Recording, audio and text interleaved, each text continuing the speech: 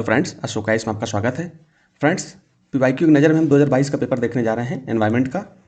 इससे पहले हमने 2022 के कौन कौन से पेपर देख लिए हैं। पॉलिटी का देख लिया है, इकोनॉमी का देख लिया है और ज्योग्राफी का देख लिया है।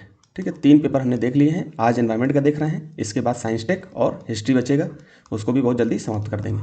दोस्तों, थोड़ा सा समय लग रहा है वीडियो आने में, परेशान मत होइए आप लोग। वीडियोज आपको लगातार मिलेंगी।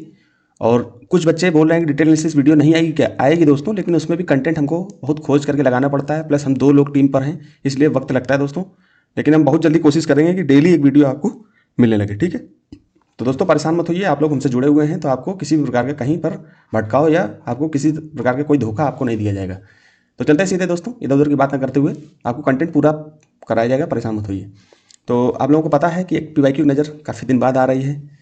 तो इसमें हम लोग कराते क्या थे, आपको अच्छी तरह से पता होगा कि हम लोग इसमें सिलेबस देखते हैं। सिलेबस के साथ साथ यूपीएससी पीवाईक्यू को, प्रीलिम्स के पीवाईक्यू पीटी के देखते हैं कि हमको कैसे तैयारी करनी है। मूलतः इसमें थीम देखते हैं कि हमारी थीम कैसे कैसे रिपीट कर रही है। ठीक है, इसके साथ साथ यूपीएससी के प्रश्नों की प्रकृति को देख लेते हैं, उसके नेचर को देख लेते हैं। मतलब नेचर और प्रकृति एक ही बात हो गई। उसके पैटर्न को भी देखते हैं, क्योंकि प्रीलिम्स के पेपर देख रहे हैं तो पैटर्न को भी देखते हैं कैसे यूपीएससी ने चेंज किया। देखिए 2022 तक के यूपीएससी के पेपर में बहुत ज़्यादा चेंजमेंट आपको दिखाई नहीं देगा, लेकिन 2023 2024 भी लगभग पहले जैसा था, लेकिन थोड़ा चेंजेस हुआ है उसमें। क्वेश्चन के नेचर में कैसे परिवर्तन हुआ है वो मैंने बीच बीच में 1-2 वीडियो लाकर मैंने बताया भी है, common sense technique, elimination technique में। ठीक है, इसके साथ साथ 2025 में आपको काफ़ी हद तक परिवर्तन दिखाई देगा। ठीक, हालांकि परिवर्तन तो आपको 2019 से ही दिखाई देगा, लेकिन कायदे से 23, 24, 25 में ज़्यादा कायदे से दिखेगा। लेकिन कितना भी यूपीएससी पैटर्न को चेंज कर दे, लेकिन आप अगर चाहोगे तो क्वेश्चन आराम से जो है 50+ क्वेश्चन आप सही सही आराम से कर सकते हो। लगभग 60+ क्वेश्चन आप आराम से कर लोगे तो आप कट ऑफ के अंतर्गत आ जाओगे। ठीक, 50 के आसपास क्वेश्चन आपकी कट ऑफ जाती है, लगभग 70, 60, 70, 75 क्वेश्चन आप करोगे अच्छे से तो हो जाएगा आपका। लेकिन मैं आपको हमेशा सलाह दूंगा कि आपको 85+ क्वेश्चन अटेम्प्ट करने हैं। ठीक, क्योंकि इसमें कॉमन सेंस, क्योंकि 20-25 क्वेश्चन के बाद किसी को कोई प्रश्न नहीं आता है। बस आपका वहाँ पर elimination method, common sense technique और आपका बेसिक चीज़ें, जो बेसिक नॉलेज है वही काम आता है। ठीक, तो चलते हैं हम सीधे। अब आप इसमें क्या दिया हो सिलेबस में, पर्यावरण, पारिस्थितिकी, जैव विविधता और जलवायु परिवर्तन संबंधित सामान्य मुद्दे, और इनके लिए साफ साफ लिखा जिनके लिए आपको विशेषज्ञ या विषयगत विशेषज्ञता की आवश्यकता नहीं है। मतलब आपको जाकर के पीएचडी नहीं करनी। साफ साफ देखिए सिलेबस में प्रीलिम्स में लिखा हुआ है, मेंस में भी लिखा होता है। देखिए मेंस में भी लिखा हुआ है, यहाँ पर आपका जैव विविधता लिखा हुआ है, पर्यावरण लिखा है। ठीक, फिर इसके साथ साथ संरक्षण, पर्यावरण प्रदूषण, क्षरण और पर्यावरण प्रभाव आकलन। तो इनसे भी यूपीएससी प्रश्न बनाता है, इसलिए हमने मेंस के भी सिलेबस को बहुत अच्छे से देख रखा है। मैंने इसकी डिटेलिंग भी कर रखी है। सिलेबस को देखिए, हमने डिकोड कर रखा है एक एक शब्द को, जिससे क्या हो कि आपको सिलेबस में कहीं पर कोई दिक्कत ना आए पढ़ने में। ठीक है, देखिए पर्यावरण प्रभाव आकलन ये मेंस के लिए ज़्यादातर आता है। हालांकि पीटी में क्वेश्चन बन जाते हैं, अगर कोई कंपनी के द्वारा कोई विवाद हुआ इसको लेकर के तो प्रश्न पीटी में बन सकता है, लेकिन खासकर मेंस में ज़्यादा बनने की संभावना रहती है। इनके पॉइंटों को उठा करके यूपीएससी प्रश्न पूछ लेता है, और मेंस के टाइम हम क्या करेंगे, इन्हीं पॉइंटों को अच्छे से एलिब्रेट करके आपको दे देंगे 50-50 शब्दों में, 20-20 शब्दों में, 100-100 शब्दों में। तो जिससे क्या हो कि आप अच्छे से तैयार कर लोगे तो मेंस के कहीं पर कुछ प्रश्न नहीं समझ में आ रहे हैं तो आप उसकी भूमिका वहीं से, मान लो भूमिका नहीं स्टार्ट करना, कई बच्चे कहते हैं मुझे स्टार्ट करने में, क्वेश्चन को प्रारंभ करने में ही दिक्कत आती है, तो यहीं से आप उठा करके भूमिका भी लिख सकते हो। और देखना आप यहीं से प्रश्न बनते भी हैं। तो ये सिलेबस मैं यहाँ पर डिस्क्राइब आपको अच्छे से नहीं कर पाऊंगा, क्योंकि डिटेल एनालिसिस जो वीडियो आएगी उसमें हम सिलेबस को अच्छे से बताते ही हैं। तो यहाँ पर बता देंगे, फिर वहाँ बताएंगे तो दोहरा होगा, उससे समय भी आपका जाएगा। बाकी आप पॉज करके इसको देख सकते हो। जैसे संरक्षण दिया हुआ है यहाँ पर, ये देखिए मेंस का सिलेबस है। और मेंस का सिलेबस हम क्यों ले रहे हैं, क्योंकि यूपीएससी मेंस के सिलेबस से प्रीलिम्स में क्वेश्चन बहुत ज़्यादा बनाता है, इसलिए हम लोग कुछ भी नहीं छोड़ेंगे। प्रीलिम्स के सिलेबस में तो दिया ही हुआ है, पर्यावरण पारिस्थितिकी, जैव विविधता, जलवायु परिवर्तन संबंधी समान मुद्दे। अब इन्हीं जलवायु परिवर्तन को मेंस के टॉपिक में जोड़ दिया है। जलवायु परिवर्तन में क्या हो रहा है, संरक्षण में दिक्कत आ रही है, पर्यावरण प्रदूषण फैल रहा है, क्षरण हो रहा है। ठीक, मिट्टी का क्षरण हो रहा है, पानी का क्षरण हो रहा है, मतलब पानी जो है आपका जल जो है दूषित हो रहा है। फिर पर्यावरण प्रभाव आकलन, ये तो खैर कंपनी से संबंधित विषय, हालांकि ये भी एनवायरमेंट में ही आता है, क्योंकि कंपनी आप स्थापित करोगे, कोई प्रोजेक्ट स्थापित करोगे, उससे पर्यावरण पर क्या प्रभाव पड़ेगा उसका आकलन करने के लिए ये चलाया जाता है। हालांकि ये मेंस में ज़्यादातर पूछा जाता है। तो मैंने संरक्षण जैसे टॉपिक दिया है एक, तो संरक्षण को बढ़िया से बता दिया है इसमें, आप देख लीजिए इसको रोक करके। ठीक है, इनसे प्रीलिम्स में संबंध क्वेश्चन बनते हैं। देखिए राष्ट्रीय उद्यान, अभ्यारण्य, बायोस्फीयर रिजर्व, इसको अच्छे से पढ़ लेना। इनकी संख्या भी बढ़ गई है। नेशनल पार्क 107 हो गए हैं, आपको पता है। सिमलीपाल जो टाइगर नेशनल पार्क है वो आखिरी बढ़ाया गया है। ये कहाँ पर है मुझे कमेंट में बताइए। ठीक है, अभ्यारण्य कितने हैं हमारे यहाँ वो भी आपको पता होना चाहिए, वाइल्ड लाइफ सेंचुरी जिनको बोलते हैं। ठीक है, 573 हैं लगभग। अब बायोस्फीयर रिजर्व आपको पता है कि 18 हैं, जिनमें से 13 कौन से मैप के अंतर्गत आते हैं यूनेस्को के। तो ये भी आपको अच्छे से पता होना चाहिए। इनके अंतर्गत ये भी पता होना चाहिए कि इनके अंतर्गत कौन कौन सी नदियाँ हैं, कौन कौन से पर्वत हैं, ये अच्छे से पता होगा। इनमें सबसे बड़ा कौन सा है, सबसे छोटा कौन सा है। ठीक है। और हॉट स्पॉट भी पता होने चाहिए, जब इतना हॉट स्पॉट जो होते हैं हमारे यहाँ देश में कितने हैं, 4 हैं, ये भी पता होना चाहिए, कहाँ कहाँ हैं ये भी पता होना चाहिए। ठीक है, ये सब आप पॉज करके देख लीजिए, क्योंकि वहाँ पर हम अच्छे से बताएंगे। प्रदूषण में पर्यावरण प्रदूषण और क्षरण, इसमें भी आपको अच्छे से पता होना चाहिए, रोक करके पढ़ लीजिए। यहाँ पर पोल्यूशन कंट्रोल बोर्ड की जो है भूमिका दिखाई देती है, उसको भी देखना है। फिर पर्यावरण प्रभाव आकलन हो गया। ठीक, तो ऐसे ही देखना है प्रश्नों को, और हम दिखाएंगे। अब हम चलते हैं सीधे प्रश्नों पर। तो यहाँ पर प्रश्न है, पहला प्रश्न आप अच्छे से पॉज करके देखिए, क्या दिया हुआ है, आर्द्र भूमि, वेटलैंड और झील। वेटलैंड की भी संख्या बढ़ गई है अपने यहाँ, कितनी हो गई है बताओ मुझे, 96 हो गई। लास्ट वाला कहाँ बनाया गया है ये भी मुझे बताइए। अभी छत्तीसगढ़ में एक कौन सा आर्द्रभूमि बनी, पहली शायद आर्द्रभूमि है। तो यूपीएससी संभावना है कि आर्द्रभूमि पर प्रश्न बना देगा एनवायरमेंट पे। तो आप लोग अच्छे से पढ़ लेना, ये मैं बार बार नहीं बताऊंगा। यूपीएससी का जब एग्जाम हो जाएगा तब मैं बताऊंगा कहाँ कहाँ पर मैंने बताया था। आपने अगर उन मेरी बातों को ध्यान दिया होगा तो आप ऐसे तैयारी कर सकते हो। हालांकि आपको अभी क्या करना है कि आपको होकेरा आर्द्रभूमि देखना है, रेणुका देखना है, रुद्रसागर झील देखना है और सस्थाम कोत्ता झील देखना है। तो इनको देखना है ये कहाँ कहाँ पर है। आप देखोगे तो ये क्षेत्र कुछ अलग होंगे, जैसे पंजाब में नहीं होगा, ये आपका जम्मू कश्मीर में होगा। इस तरह से जो भी देखोगे कहाँ कहाँ पर है आपको समझ में आ जाएगा। जैसे ये झील जो है आपकी सस्थाम कोत्ता झील कहाँ पर मिलेगी, आपको आंध्र प्रदेश में दिखाई देगी। ठीक है, देख लेना आप अच्छे से, मैं बहुत दिन पहले मैंने पढ़ा था तो कंफर्म नहीं हो पाता। बाकी ये आपके हिमाचल प्रदेश त्रिपुरा सही है, बाकी आप इनके बारे में भी थोड़ा सा देख लीजिए। फिर यूपीएससी देखिए, ये प्रश्न 2022 में उन्होंने 5 प्रश्न डाले थे, 5 से 6 इस टाइप के। क्या इनमें से कंफर्म पता होगा तो ही आप कर पाओगे। या तो तुमको पता होगा कि भाई एक सही है तो एक युग में सही है, अगर आपको लग रहा 2 है तो 2 आप मार सकते हो, अगर आपको लग रहा 3 सही है तो 3 मार दोगे, यहाँ पर 4 है तो 4 मार दोगे। ठीक है, तो इस तरह से यूपीएससी ने अपने पैटर्न में चेंज किया था और इसी से यूपीएससी प्रश्न बनाता है। तो आर्द्रभूमि देखिए आपकी थीम हो गई। अब आर्द्रभूमि से फिर रिपीट करेगा, तो अब आपको आर्द्रभूमि अच्छे से पता हो जाना चाहिए। वैसे भी करंट का भी विषय है क्योंकि 96 हो गई हैं और सबसे ज़्यादा आर्द्रभूमियाँ कहाँ हैं ये आपको ये भी पता होना चाहिए। ठीक है, यूके में है, ये भी आपको अच्छे से पता होना चाहिए। और भी इसके बारे में पढ़ लेना। ठीक है, कब स्टार्ट हुआ, ये सब चीज़ें बेसिक चीज़ें हैं, ये आपको पता होनी चाहिए। तो ऐसे आपको तैयारी करनी है। तो इनके बारे में आपको चारों के बारे में तो पढ़ ही लेना है, क्योंकि यूपीएससी क्या करेगा, अभी 2011 का पेपर मैं कल डिस्कस करूंगा, ये सर करेंगे, सर अगर कर सकते हैं तो सर करेंगे, या तो मैं करूंगा, तो वो खुद ही आपको बताएंगे कैसे रिपीट करता है। जैसे ये ऑप्शन है होकेरा, तो अगली बार यूपीएससी क्या कर देगा, होकेरा को कहीं पर प्रश्न पूछेगा नीचे रख देगा होकेरा। अब इनसे बारे में अगर आपको एक यहाँ पर आपने थोड़ा तैयार किया तो वहाँ पर ऑप्शन काटने में बहुत मदद करेगा, चाहे जितना यूपीएससी ने पैटर्न चेंज कर दिया, लेकिन कहीं ना कहीं मान लो आपको एक पता चल गया इसमें से कि ये बिल्कुल सही है, तो कंफर्म तो आप हो गए ना, कि भले 3 आपको नहीं पता लेकिन एक के बारे में तो कंफर्म हो गए। तो कहीं ना कहीं थोड़ा बहुत लॉजिक लगाओगे, कॉमन सेंस लगाओगे तो 2 तक पहुंच जाओगे, 3 तक पहुंच जाओगे, फिर लगेगा कि आप 3 तो पक्का होंगे। तो आपने अगर 3 तक पहुंच गए, एक नहीं भी पता है तो कुछ ना कुछ दिमाग लगा के क्वेश्चन को सॉल्व करने की स्थिति में हो जाओगे। ये क्वेश्चन तो आप थोड़े कम हो गए हैं, 23 में ज़्यादा पूछे गए थे, लेकिन मिला जुला रूप पूछेगा तो आप आंसर तक आराम से पहुंच जाओगे। फिर आप देखिए दूसरा प्रश्न, निम्नलिखित कथनों पर विचार कीजिए। जलवायु समूह द क्लाइमेट ग्रुप एक अंतर्राष्ट्रीय गैर लाभकारी संगठन है जो बड़े नेटवर्क बनाकर जलवायु क्रिया को प्रेरित करता है और उन्हें चलाता है। ठीक, अब इसका मतलब क्या हुआ कि आपको क्या पढ़ने की जरूरत है, एनवायरमेंट से संबंधित जो अंतर्राष्ट्रीय संस्थान है उनको आपको पढ़ना है। जैसे यूएनएफसीसी है, यूनेप है, ठीक है, इससे संबंधित और भी जैसे संस्थान है, साइट्स है, IUCN है, IUCN के थ्रू कौन कौन से फ्लोरा एंड फौना को चिन्हित किया जाता है, उनको कौन कौन सी कैटेगरी में बांटा जाता है, इनकी रेड लिस्ट आती है, रेड डाटा लिस्ट, और रेड डाटा लिस्ट को भी देख लेना है कौन कौन से जानवर जो आते हैं, लेकिन करंट पे जो चल रहे होते हैं उन्हीं को देखना है। और एक चीज़ और मैं आपको दे दूंगा लास्ट में कि कुछ स्पेशल जैव जो जानवर हैं या पेड़ पौधे हैं, फ्लोरा एंड फौना है, उनकी एक लिस्ट दे दूंगा, उन्हीं से यूपीएससी ज़्यादातर रिपीट करता है, तो उनको थोड़ा सा पढ़ लेना। बाकी आपको कॉमन सेंस भी काम करेगा। जैसे अंतर्राष्ट्रीय ऊर्जा एजेंसी है, इनके बारे में भी थोड़ा देख लीजिए, तो यूपीएससी इनसे रिपीट करता है। फिर इसके बाद EP100, इनको थोड़ा सा इसको सर्च करके देखो ये क्या है। इससे मिलता जुलता प्रश्न अगर दोबारा यूपीएससी पूछेगा, ये करंट में कुछ इससे टॉपिक चल रहा है, तो तुरंत देखो कि यूपीएससी ने जब ये प्रश्न बनाया है इस टाइप का, तो ऐसे भी प्रश्न रख सकता है, कथन रख सकता है, तो ये भी आपको पढ़ना है। फिर क्या करा, कुछ भारतीय कंपनियां EP100 की सदस्य हैं। अब आपको EP100 देखना है कि EP100 क्या है। मैं यहाँ पर आंसर नहीं बताता हूँ, कुछ नए बच्चे होंगे तो सोच रहे होंगे सर आंसर क्यों नहीं बता रहे, तो आंसर इस प्रोग्राम का हिस्सा आंसर है ही नहीं। आंसर अच्छा मैं बताने के लिए क्या है, मुझे कहीं पर सीख लिया मैं तो बता दूंगा कि चलो ये सही है, ठीक है, लेकिन आंसर इसलिए नहीं बताया जाता कि आंसर से आपका जो कॉमन सेंस है, बेसिक नॉलेज है, ये काम नहीं करेगा। आपको आंसर पता चल जाएगा तो फिर आप लगा नहीं पाओगे लॉजिक। इसलिए ये प्रोग्राम इसलिए डिजाइन किया गया इस तरह से कि आपको दिक्कत ना हो, मतलब आपका दिमाग खुलता रहे।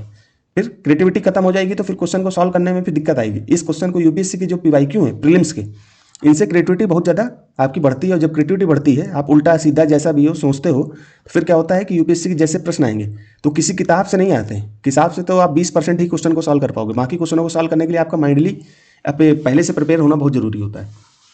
अब यही थीम जब देखोगे तो यूपीएससी रिपीट करेगा। जैसे मार्सयूपीएल से 2023 में क्वेश्चन पूछा गया, अब मार्सयूपीएल 2006 में भी पूछा गया था। कई बच्चे 2006 के जो यूपीएससी के पीवाईक्यू देखे होंगे, कई बच्चे तो 2011 से देखते हैं, ठीक है। लेकिन और पहले का जिन्होंने देखा होगा तो तुरंत वो समझ जाएगा, तो क्वेश्चन को ऐसे ही कर लेगा। तो पीवाईक्यू को बस आपको अच्छे से देखना है। फिर क्या कह रहा है, कुछ भारतीय कंपनी ईपी 100 की सदस्य हैं। पहले ईपी 100 आपको देखना है। अंतर्राष्ट्रीय ऊर्जा एजेंसी को भी देखना है। फिर यहाँ पर अंडर कोएलिशन ये क्या है, इसको भी देखना है, का सचिवालय, ठीक है। इस तरह से ये करंट में ज़्यादातर चलता है, तभी यूपीएससी पूछता है। इनको पॉज करके थोड़ा सा देखिए, ईपी 100 जरूर देख लीजिए, क्योंकि यूपीएससी हो सकता है कि कथन को दोबारा रिपीट करे तो पूछ सकता है। देखिए, यदि वर्षावन आपको पता होने चाहिए। सदाबहार वन क्या होते हैं पहले ये पता हो, बेसिक तुरंत जैसे आपको पता चले तुरंत वहीं पर रोक करके बेसिक को रिवाइज करना है। सदाबहार वन देख लिया, फिर उष्णकटिबंधीय वन देख लिया। उष्णकटिबंधीय वन के अंतर्गत सदाबहार वन आते हैं क्या। फिर इसके बाद उष्णकटिबंधीय वन में पर्णपाती वन देखना है, आपको तुरंत रिवीजन करना है। फिर आपके शीतोष्णकटिबंधीय वन देखना है, इसमें भी आपके सदाबहार वन और पर्णपाती वन आते हैं। फिर इसके साथ साथ आपके टाइगा वन देखने हैं, इस टुंड्रा को भी देखना है। इस तरह से आप देखोगे तो आपकी बहुत अच्छी तैयारी हो जाएगी। फिर यहाँ इसको पढ़ो, यदि वर्षावन और उष्णकटिबंधीय वन पृथ्वी के फेफड़े हैं। देखिए, ये लॉजिक रीजनिंग दे रहा है आपको करने के लिए। अगर आपने अच्छे से तैयारी कर रखी होगी और कॉन्सेप्ट आपका क्लियर होगा तो ये प्रश्न आपके आराम से हो जाएंगे। फेफड़े हैं तो निश्चित ही आर्द्रभूमियाँ इसके गुर्दे की तरह काम करती हैं। आर्द्रभूमियाँ क्या होती हैं, जो वेटलैंड होती हैं।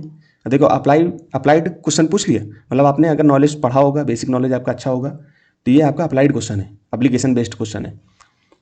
तो आर्द्रभूमि इसके गुर्दे मतलब किडनी है। अगर जो पेड़ होते हैं उष्णकटिबंधीय वन जो होते हैं, वर्षावन और उष्णकटिबंधीय वन फेफड़े अगर पृथ्वी के, तो आर्द्रभूमियाँ उसकी गुर्दे होते हैं। तो गुर्दे का काम क्या होता है और फेफड़े का काम क्या होता है, पहले ये भी पता होना चाहिए। तो इसका मतलब साइंस में आपका बायोलॉजी अच्छे से तैयार होगा, मतलब अच्छे से मतलब कॉमन चीज़ें जो एक सामान्य व्यक्ति को पता होनी चाहिए। यही हमारे सिलेबस में भी लिखा है कि हमें विशेषज्ञ नहीं बनना है। अब आपको इतना इनका वर्क पता होना चाहिए, फेफड़े का वर्क क्या है, गुर्दे का वर्क क्या है। फिर इसके साथ साथ निम्नलिखित में से आर्द्रभूमियों कौन सा एक कार्य उपयुक्त कथन को सर्वोत्तम रूप से प्रतिबिंबित करता है। इन चारों में से कौन सी ऐसी चीज़ है जो इनसे मैच करती है। तो यहाँ पढ़ो, पहला, आर्द्रभूमियों के जल चक्र में सतही अपवाह, अवमृदा, अंतःसरण और वाष्पन शामिल होते हैं। शैवालों से वह पोषक आधार बनता है जिस पर मत्स्य, परूस, कवची, क्रस्टेशियाई, मृदु कवची, मोलस्क, पक्षी, सरीसृप, स्तनधारी फलते फूलते हैं। आर्द्रभूमियाँ अवसाद संतुलन, मृदा स्थिरीकरण बनाए रखने में महत्वपूर्ण भूमिका निभाता है। जलीय पादप भारी धातुओं और पोषकों के आधिक्य को अवशोषित कर लेते हैं। अब इनमें से क्या आपका सही लग रहा है ये बताइए। तो इसका मतलब आपको क्या पढ़ना है, आर्द्रभूमियों के बारे में पढ़ना है कि उनका काम क्या होता है। आर्द्रभूमियाँ क्या क्या करती हैं, पक्षियों को संरक्षण देती हैं, फिर और भी कैसे क्या करती हैं काम, उनके वर्क के बारे में पता होना चाहिए। फिर वर्षावन के बारे में पता होना चाहिए, तब ये जाकर प्रश्न हो जाएगा। मैं यहाँ आंसर नहीं बता रहा हूँ, बताने के लिए तो बता ही दूंगा कि काम क्या होता है, ठीक है। तो इस तरह से आप प्रश्न को करोगे तो आराम से आपका हो जाएगा। फिर आगे देखिए, अब देखिए ये करंट में रहता है तब यूपीएससी पूछ लेता है। जलवायु कार्रवाई ट्रैकर क्या है, यूपीएससी ऐसे प्रश्न पूछ लेता है। क्लाइमेट एक्शन ट्रैकर, इसको तुरंत सर्च करो ये क्या चीज़ है। जब आपको इसके बारे में पता होगा तो ये प्रश्न आपके आराम से हो जाएंगे। जो विभिन्न देशों के उत्सर्जन अपचयन के लिए दिए गए वचनों की निगरानी करता है। तो इसमें कौन कौन सा है, अनुसंधान संगठनों के गठबंधन द्वारा निर्मित डेटाबेस, जलवायु परिवर्तन के अंतर्राष्ट्रीय पैनल का स्कंद या विंग, जलवायु परिवर्तन का संयुक्त राष्ट्र ढांचा अभिसमय के अधीन समिति, संयुक्त राष्ट्र पर्यावरण कार्यक्रम और विश्व बैंक द्वारा संवर्धित वित्त पोषित एजेंसी। अब देखिए, आपको ये कुछ नहीं तैयार करना है, सिर्फ तैयार क्या करना है, ये देखना है कि जलवायु परिवर्तन अंतर्राष्ट्रीय पैनल क्या है, ठीक। फिर इसके साथ मतलब कि ये अंतर्राष्ट्रीय एजेंसी, इनके बारे में देखना है। फिर जलवायु परिवर्तन पर संयुक्त राष्ट्र ढांचा अभिसमय ये क्या है, इसके बारे में पढ़ना है। फिर संयुक्त राष्ट्र पर्यावरण कार्यक्रम यूनेप के बारे में अच्छे से पढ़ना है। फिर वर्ल्ड बैंक थोड़ा सा देख लो, क्योंकि ये तो इकोनॉमी में आप देखोगे। इनको देख करके बस आपको ये तैयार हो गया। अब अगली बार यूपीएससी से रिवीजन करके कुछ भी पूछेगा तो पहली बार तो आपकी ऐसी तैयारी हो गई। फिर आगे चलते हैं। अब देखिए, ये कुछ ऐसे प्रश्न आ जाते हैं जिनको कॉमन सेंस भी किया जाता है। जैसे पॉली एथिलीन बोल रहा है तो पॉली एथिलीन, थोड़ा सा कॉमन सेंस लगाओ। फिर टेरे फ्लथलेट के संदर्भ में, जिसका हमारे दैनिक जीवन में बहुत व्यापक उपयोग होता है। दैनिक जीवन भी बोल रहा है, इसका मतलब डेली यूज करते हो, तो इसका मतलब आपको पता है, लेकिन इन्होंने कुछ नाम शब्दावली में कुछ चेंजमेंट किया। पॉली कर रहा है, इसका मतलब हम लोग पॉलीथीन यूज करते हैं, उसी से मिलता जुलता लग रहा है कि नहीं लग रहा है। अब यहीं पर क्रिएटिविटी काम करती है। पॉली एथिलीन, अब जब आप पॉलीथीन बोलते हो तो आप ये सोचो कि कहीं ऐसा तो नहीं कि पॉली एथिलीन हो, उसको हम लोग आम भाषा में मतलब सरल भाषा में पॉलीथीन बोलते हो, ऐसा कुछ है, प्लास्टिक से संबंधित है क्या कुछ, तो ऐसा कुछ वहाँ पर दिमाग लगाया जाता है। फिर डेली यूज करते हो। अब निम्नलिखित कथनों पर विचार कीजिए। ऐसे कॉमन सेंस काम करता है। इसके तंतुओं को ऊन और कपास के तंतुओं के साथ उनके गुण धर्मों को प्रबलित करने के हेतु सम्मिश्रित किया जाता है। अब आपको पता होना चाहिए कि कपास और ऊन तो आप ठंड में यूज करते हो, तो कुछ दिमाग लगाओगे कि क्या हमेशा इस चीज़ को यूज करते हो क्या। आपको पता होगा पॉलीथीन तो यार डेली यूज करते हैं, कहीं ना कहीं आप टूथपेस्ट को उठालोगे तो वहाँ पर भी प्लास्टिक यूज हो रही है। टूथब्रश उठाते हो तो वो भी पेन से आप लिखते हो, वहाँ भी कुछ भी आप कर रहे हो लगभग लगभग प्लास्टिक हर जगह आपको मिल रही है। तो ऐसे कुछ आप दिमाग लगाओ, बॉटल पानी पीने की वो भी होते हैं, फिर आप दूसरा पढ़ोगे। इससे बने पात्रों को, पात्रों मतलब पात्रों किसी भी मादक पेय को रखने के लिए उपयोग किया जा सकता है, मान सकते हो कि हो सकता है, ठीक है, ऐसे ही यूज किया जाता है। इससे बनी बोतलों का पुनर्चक्रण कर उनसे अन्य उत्पाद बनाए जा सकते हैं। रिसाइकलिंग हो सकती है क्या? बिल्कुल हो सकती है, कुछ ऐसा होगा तो हो सकता है। इससे बनी वस्तुओं का भस्मीकरण द्वारा, मतलब कि अगर इनको जलाया जाएगा या भस्म किया जाएगा तो बिना ग्रीन हाउस गैस उत्सर्जन किए आसानी से निपटान किया जा सकता है। अगर आसानी से निपटान किया जा सकता तो यूपीएससी ऐसा प्रश्न क्यों पूछता? मतलब कुछ तो आप कॉमन मतलब लॉजिक लगाओ कि यूपीएससी क्यों पूछेगा ऐसा प्रश्न।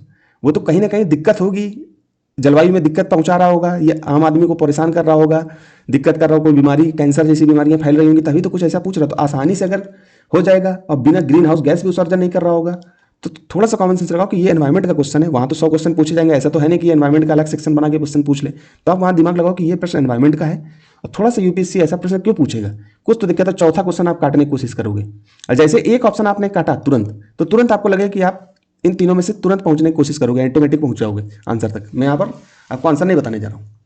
अब आपको इसको पॉज करके अच्छे से पढ़ना है। फिर पॉलीएथिलीन टेरफ्लेथलेट, इसके बारे में थोड़ा सा आपको देख लेना है, ठीक है दोस्तों। फिर आगे चलते हैं। कभी कभी समाचारों में उल्लिखित गुच्छी, अब गुच्छी से दोबारा प्रश्न नहीं पूछेंगे, लेकिन ये गुच्छी क्या, एक हिमालय में पाई जाने वाली वनस्पति है, इसके बारे में यूपीएससी ने पूछा। तो ऐसी कोई वनस्पति अगर चर्चा में होगी, इससे पहले भी यूपीएससी ने कई बार पूछा है, मैंने पीछे कराया भी है, तो अगर कुछ ऐसा पूछा जाए तो यूपीएससी नई शब्दावली आ गई तो यूपीएससी पूछ लेगा। यूपीएससी का फोकस शब्दावली पे बहुत ज़्यादा रहता है, तो ऐसा कुछ पूछता है तो आपको दिमाग लगा लेना है कि यूपीएससी ऐसे प्रश्न पूछेगा, तो ऐसी कोई शब्दावली अगर चर्चा में है तो तुरंत उसके बारे में तैयार कर लेना। अब ये क्या है? एक कवक है, कुछ हिमालय वन क्षेत्रों में उगती है, ये उत्तर पूर्वी हिमालय के तलहटी में एक इसकी वाणिज्यिक रूप से खेती की जाती है। अब ये क्या है इसके बारे में थोड़ा सा देख लो। बाकी अब आपको यहाँ से सीखने को क्या मिला? सीखने को क्या मिला कि स्ट्रक्चर क्या है यूपीएससी का, ऐसे स्ट्रक्चर रख के पूछेगा जैसा यहाँ पर रखा है। इसके साथ साथ एक चीज़ आपको और सीखने को मिली कि कोई भी शब्दावली अगर चर्चा में है तो तुरंत आपको दिमाग लगा लेना है। समझ में आया? तो करंट अफेयर आपको अच्छे से पढ़ना है, कोई भी शब्दावली आएगी पूछा जाएगा। अब ये रिपीट भी कर सकता है क्योंकि यूपीएससी रिपीटेशन बहुत करता है। अगर कुछ ऐसी शब्दावली चर्चा में होगी तो 2-3 ठो ऑप्शन उठाएगा, उसमें एक ऑप्शन ये भी रख देगा। तो इसके बारे में भी थोड़ा सा यहीं पर पढ़ लो, ठीक, समझ में आया? फिर आगे चलते हैं। अब क्या कह रहा है? निम्नलिखित में से नाइट्रोजन यौगीकरण पादप क्या है? अब देखिए ये बहुत ज़्यादा नाइट्रोजन यौगीकरण, अभी 2011 का पेपर सर आपको कल जब कराएंगे तो वहाँ पर कार्बन क्रेडिट पूछा गया, तो कार्बन चक्र के बारे में भी आपको उसी में बता देंगे डेटा एनालिसिस में। तो जब कार्बन चक्र के बारे में बताएं तो जितने भी साइकिल हैं, नाइट्रोजन साइकिल है, वाटर साइकिल है, ऐसे भी और कुछ टेरेस्ट्रियल साइकिल होते हैं, उनके बारे में भी थोड़ा सा देखोगे तो तुरंत आपको पता हो जाना चाहिए। तो इसके बारे में पहले पढ़ लो, यूपीएससी फिर से घुमा के पूछेगा। इनसे संबंधित जो क्या होते हैं, जो नाइट्रोजन यौगीकरण करते हैं जंतु जो होते हैं, बैक्टीरिया होते हैं, उनके बारे में यूपीएससी पूछ लेगा। तो आपको इनमें से पूछ रहा है। अब इनमें तो पूछना है कि कौन कौन से पादप हैं जो ऐसा करते हैं। तो पहले तो देखिए कि अल्फा, इसके बारे में थोड़ा चेक कर लो कि कार्बन चक्र में कौन, ये नाइट्रोजन चक्र में क्या इनकी भूमिका है। चना जो होती है चिकपी, इनका क्या है। कुल्फा, इनका क्या है। चौलाई, तिपतिया घास, पालक।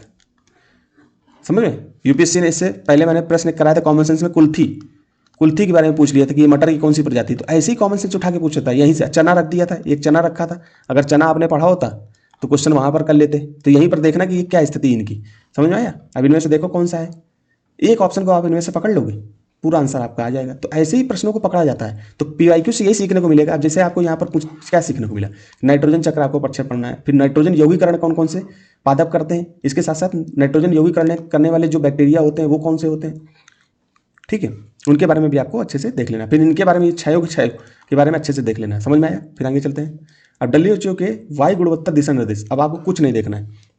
इस समय आप देख रहे हो पूरे वर्ल्ड में से भारत को खास करके देखना कि भारत के लगभग हर सिटी में एयर क्वालिटी इंडेक्स में स्थिति बहुत गड़बड़ हर शहरों की आ रही है। मतलब वायु गुणवत्ता जो है बहुत निम्न क्वालिटी की है, मतलब निम्न गुणवत्ता है वायु की।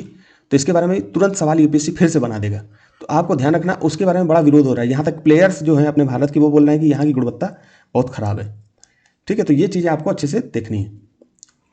तो WHO के वायु गुणवत्ता दिशा निर्देश के संदर्भ में निम्नलिखित कथनों पर विचार कीजिए। PM 2.5, अब इनके बारे में थोड़ा सा पढ़ो। PM 2.5 क्या होता है, PM 10 क्या होता है, यहीं पर देख लो। अभी गुजरात में क्या है कि एक एमिशन ट्रेडिंग मार्केट स्टार्ट की गई है, किसके लिए, PM पार्टिकुलर मैटर जो होता है 2.5 या 10 हो, जिसके लिए भी इसमें क्या होगा कि आपको एक परमिट लगा दी जाएगी कि इससे ऊपर आप उत्सर्जन नहीं करेगा। अगर आप उससे ज़्यादा उत्सर्जन करते हो तो आपके ऊपर जुर्माना लगेगा। जुर्माना से बचना है तो आपको अपने जो भी आप PM2.5 जितना आप ऊपर फैला है उसके लिए दूसरी कंपनी से क्रेडिट टाइप, जैसे कार्बन क्रेडिट होता है उसी तरह से कुछ ऐसा मतलब आदान प्रदान करोगे, ठीक है। तो ऐसा कुछ है तो उसके बारे में भी थोड़ा सा देख लेना। अब PM2.5 किसको शरीर में किसके लिए दिक्कत करता है, पहले तो ये पढ़ो। किसी वर्ष में ओजोन प्रदूषण से उच्चतम स्तर प्रतिकूल मौसम के दौरान होते हैं। PM10 फेफड़े के अवरोध का वेधन कर रक्त प्रवाह में प्रवेश कर सकता है। वायु में अत्यधिक ओजोन दबाव को उत्पन्न कर सकती है। अब इनमें से क्या है, PM2.5 और PM10 के बारे में पहले अच्छे से पढ़ो। फिर ओजोन के बारे में देख लो कि ओजोन परत समताप मंडल में होती है तो हमारे लिए लाभदायक है, लेकिन अगर क्षोभ मंडल में आ गई, ट्रोपोस्फेयर में आ गई तो हमारे लिए दिक्कत कर जाएगी। तो इसके बारे में भी आपको अच्छे से देखना है। ओजोन प्रदूषण क्या होता है, ठीक। तो इसके बाद देखते हैं। अब देखिए निम्नलिखित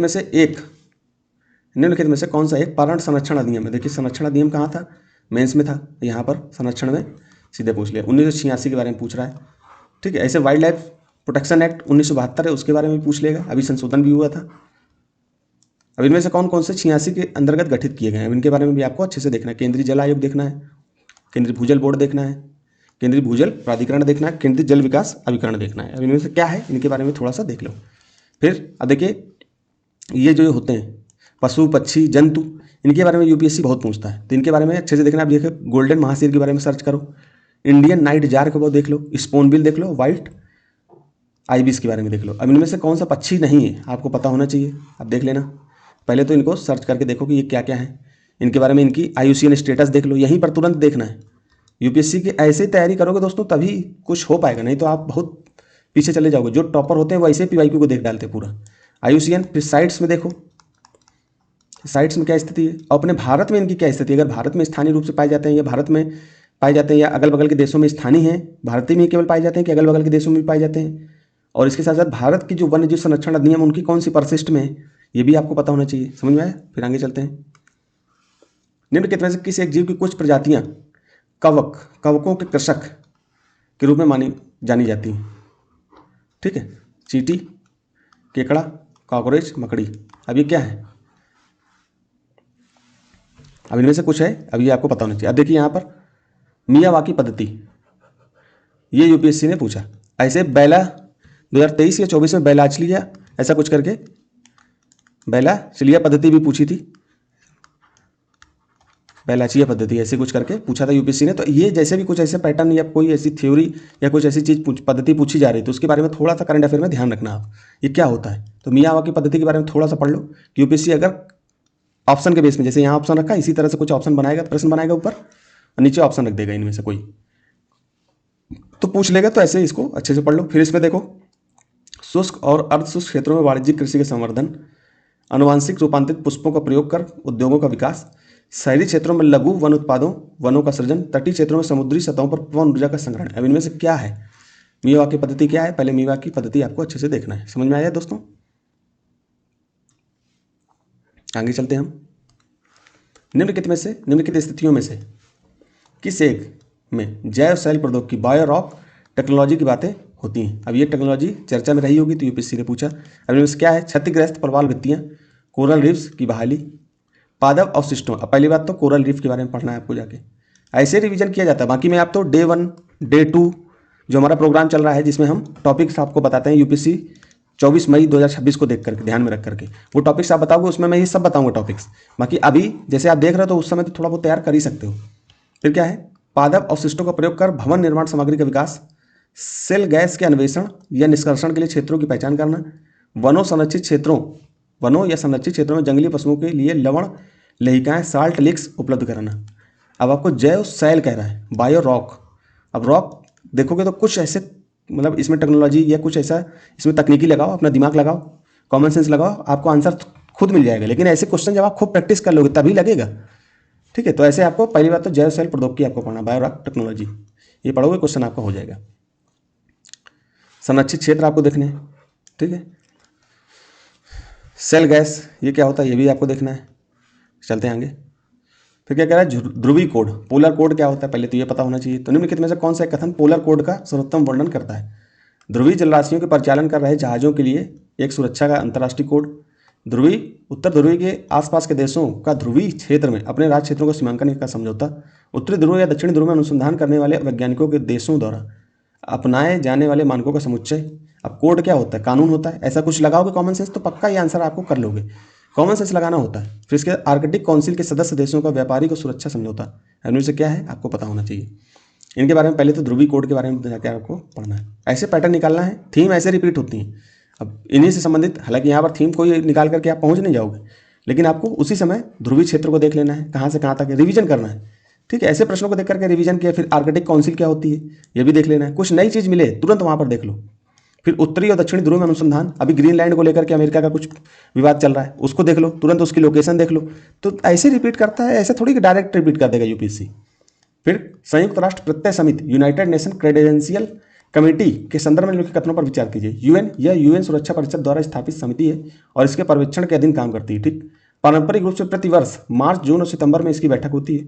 यह महासभा को अनुमोदन हेतु रिपोर्ट प्रस्तुत करने से पूर्व सभी यूएन सदस्यों के प्रत्ययों का आकलन करता है। अब ये क्या है तो इसके बारे में पहले तो पता करो कि ये संयुक्त राष्ट्र प्रत्यय समिति होती क्या है। यूपीएससी रिपीट कर सकता है ऐसे प्रश्नों को। इनको पढ़ोगे ऑटोमेटिक आपका प्रश्न भी हो जाएगा, कॉमन सेंस भी अप्लाई होगा। अगली बार जब प्रश्न आएगा तो वहां पर कॉमन सेंस एलिमिनेशन, मान लो एक कथन भी इससे संबंधित रख दिया इस तरह से, तो तुरंत काटो, आंसर आपके हाथ में। मतलब बी और डी कट गया ऐसे। इनमें से अब कुछ क्वेश्चन आपको, पहली बात तो क्या हो जाएगा, 50% तो आप पहुंच ही गए आंसर तक। तुक्का भी मार दोगे तो सही होने की संभावना बढ़ जाएगी। चलते हैं आगे। फिर क्या कह रहा है, निम्नलिखित कथनों पर विचार कीजिए। नैनो पार्टिकल्स, परा सूक्ष्म कण, अब इनको याद भी कर लिया करो क्योंकि यूपीएससी दोबारा ऐसे हिंदी में रखेगा तो कम से कम वहाँ पर दिक्कत ना हो। तो नैनो पार्टिकल्स क्या होते हैं? मानव निर्मित होने के सिवाय प्रकृति में अस्तित्व में नहीं है। अभी क्या होते हैं पता होना चाहिए। कुछ धात्विक ऑक्साइडों के नैनो कण, परा सूक्ष्म कण लिखा।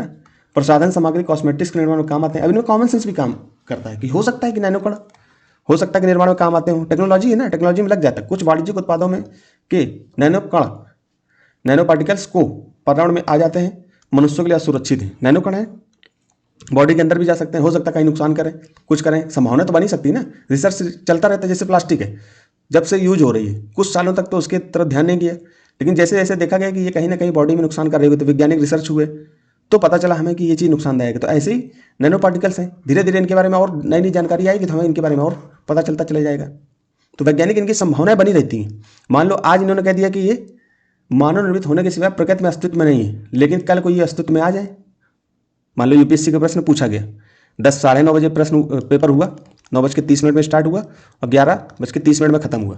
अब ऐसे जो सरकार की एक तरफ से या कोई रिसर्च टीम ने क्या कर दिया कि ये बता दिया कि जो नैनो पार्टिकल्स होते हैं 12 बजे उसी दिन कि नैनो पार्टिकल मानव निर्मित होने के सिवाय प्रकृति में अस्तित्व में हैं, तो ये क्वेश्चन ऐसे गलत हो जाएगा कि नहीं हो जाएगा। तो यूपीएससी जो संभावना बनी रहती है उन पर क्वेश्चन बनाने के, तभी आप लोग कहते हो 1-2 क्वेश्चन यूपीएससी गलत हो जाते हैं, तो उसमें भी कहीं ना कहीं संभावना या कहीं ना कहीं कारण ये भी होता है। समझ में आया? और साइंस में तो वैसे भी संभावना बदलने की रहती है। हो गया ना कर, ठीक है। अब कार्बन मोनोऑक्साइड, अब देखिए गैसों से यूपीएससी प्रश्न बनाता है। अब ये देखिए यहाँ पर पूछे जाते हैं। तो गैसेज जैसे 2011 में हमने कराया था आपको प्रश्न, अभी साइंस का मैं कराऊंगा। एक प्रश्न आपको सर ने कराया था अभी 15-20 दिन पहले, और उसमें गैसेज के बारे में बताया था, एक शॉर्ट डाला था उसमें बताया था। तो ऐसे गैसेज सवाल अभी मैं साइंस एंड टेक का जब 2011 का डिटेल एनालिसिस करूंगा तो उसमें भी बताऊंगा। तो गैसेज सवाल हर साल पूछे जाते हैं। 2011 में पूछा गया, आज 2022 है, 11 साल बाद फिर पूछ रहा है, तो इसका मतलब ये महत्वपूर्ण है। तो carbon monoxide, ozone, nitrogen oxide और सल्फर ऑक्साइड, इनके बारे में अच्छे से देख लेना है। वातावरण में उपरोक्त में से किनकी अधिकता होने से अम्ल वर्षा एसिड रेन के बारे में यूपीएससी ने रिपीट किया प्रश्न, पूछ सकता है। ठीक है, इसी के साथ साथ जो कृत्रिम वर्षा होती है उससे भी यूपीएससी ने 2025 में प्रश्न पूछा है, तो उनको भी पढ़ना है कौन कौन सी इसमें गैसेज इस्तेमाल की जाती हैं, केमिकल इस्तेमाल किए जाते हैं जो भी। वन्य जीव संरक्षण के बारे में भारतीय विधियों के संदर्भ में निम्नलिखित कथनों पर विचार कीजिए। वन्य जीव एकमात्र सरकार की संपत्ति होती है। अब एकमात्र के चक्कर में इस प्रश्न को गलत मत कर देना, मतलब एकमात्र ये सब चीज़ें बाद में काम आती है जब आपका नॉलेज बहुत अच्छा हो। नहीं तो कई जगह मैंने दिखाया है, जैसे कुछ होता है, सब, केवल, आपको यूट्यूब में बहुत सारे वीडियो मिलेंगे, कई सारे वीडियो देख करके लड़के गए और गलत करके चले आए। ठीक है, तो ये सब नहीं करना है आपको पहले नॉलेज को प्राथमिकता देनी। बाद में जब देखा जाएगा कि जब लास्ट टाइम में काम नहीं करता कुछ, तो क्वेश्चन तो हमको करने ही करने हैं, तब हमको ये सब चीज़ें देखनी पड़ती हैं।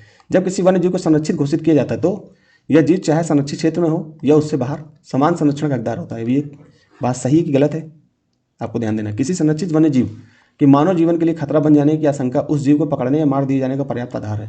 अब ये क्या चीज़ है, इनके बारे में पता होना चाहिए। मतलब ये कॉमन सेंस का क्वेश्चन है, अब आपको पता होगा तो ये आराम से कर लोगे। वन्य जीव संरक्षण के बारे में पता होगा तो ऐसे क्वेश्चनों को मैं आराम से करा दूंगा, लेकिन अभी मैं इसमें आंसर बताऊंगा ही नहीं। ठीक है, इसके साथ साथ ग्रीन वॉशिंग, फिर एक शब्दावली पूछी। अब कॉमन सेंस भी लगाओगे, ग्रीन तुरंत तोड़ो, जब भी क्वेश्चन आए तुरंत इनको 2 भागों में बांट दो।